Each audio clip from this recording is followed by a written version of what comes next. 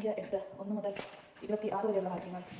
ദീപസജ്ജീകരണം. കർത്താവ് മോശയോട് അരുളിച്ചെയ്തു, ദീപം കൊളുത്തുമ്പോൾ വിളക്കുകാരന് മുൻപിൽ പ്രകാശം പരക്കത്തക്ക വിധം 7 വിളക്കുകാരെ ക്രമപ്പെടുത്തണമെന്ന് അഹ്റോനോട് പറയുക. അഹ്റോൻ അങ്ങനെ ചെയ്തു. കർത്താവ് മോശയോട് കൽപ്പിച്ചതുപോലെ വിളക്കുകാരന്റെ മുൻപിൽ പ്രകാശം പരക്കുമാറ് വിളക്കുകാലുകൾ ക്രമപ്പെടുത്തി ചുവട് മുതൽ ശിഖരങ്ങൾ വരെ സ്വർണ്ണം അടിച്ചു പരത്തി നിർമ്മിച്ചതായിരുന്നു വിളക്കുകാൽ. കർത്താവ് മോശയോട് കാണിച്ചു കൊടുത്ത മാതൃകയിൽ തന്നെയാണ് അത് ഉണ്ടാക്കിയത്. ലേവ്യർക്ക് സമർപ്പണം. കർത്താവ് മോശയോട് അരുളി ചെയ്തു, ലേവ്യരുടെ ജനങ്ങളുടെ ഇടയിൽ നിന്ന് വേർതിരിച്ച് ശുദ്ധീകരിക്കുക.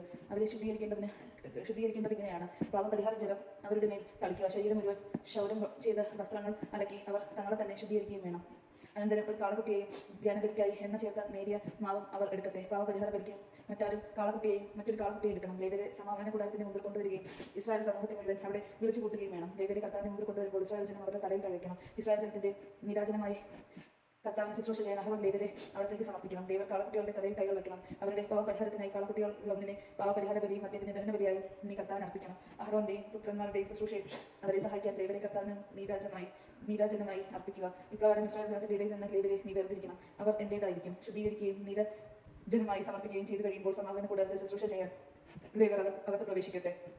ഇസ്രായേലിൽ നിന്ന് തിരഞ്ഞെടുക്കപ്പെട്ടവർ പൂർണ്ണമായി എനിക്കുള്ളവരാണ്. ഇസ്രായേലിലെ ആദ്യ ജാതന്മാർക്ക് പകരം ഞാൻ അവരെ എനിക്കായി തിരഞ്ഞെടുക്കപ്പെടുത്തിയിരിക്കുന്നു. ഇസ്രായേൽ മനുഷ്യരുടെയും മൃഗങ്ങളുടെയും കടിഞ്ഞൂലുകളെല്ലാം എനിക്കുള്ളതാണ്. ഈജിപ്തിലെ കടിഞ്ഞൂലുകളെല്ലാം സംഹരിച്ചപ്പോൾ ഞാൻ അവരെ എനിക്കായി മാറ്റിവെച്ചു. ഇസ്രായേലിലെ ആദ്യ ജാതന്മാർക്ക് പകരം ലേവ്യരെ ഞാൻ തിരഞ്ഞെടുക്കുന്നു. സമാഗമന കൂടാരത്തിൽ ഇസ്രായേൽ ജനത്തിന് വേണ്ടി സേവനം ചെയ്യാനും അവർക്ക് വേണ്ടി പരിഹാര വർഗ്ഗങ്ങൾ അനുഷ്ഠിക്കാനും ജനം വിശുദ്ധ സ്ഥലത്തെ സമീപിച്ചാൽ അവരുടെ ഇടയിൽ മഹാമാരി ഉണ്ടാകാതിരിക്കാനുമായി അവരിൽ നിന്ന് ലേവ്യരെ ഞാൻ തിരഞ്ഞെടുത്തത് അഹ്റോനും പുത്രന്മാർക്കും ഇഷ്ടദാനമായി കൊടുത്തിരിക്കുന്നു. മോശയുടെ കർത്താവ് കൽപ്പിച്ചതനുസരിച്ച് മോശ അഹ്റോനും ഇസ്രായേൽ സമൂഹം ചേർന്ന് ലേവ്യരെ കർത്താവിനെ പ്രതിഷ്ഠിച്ചു.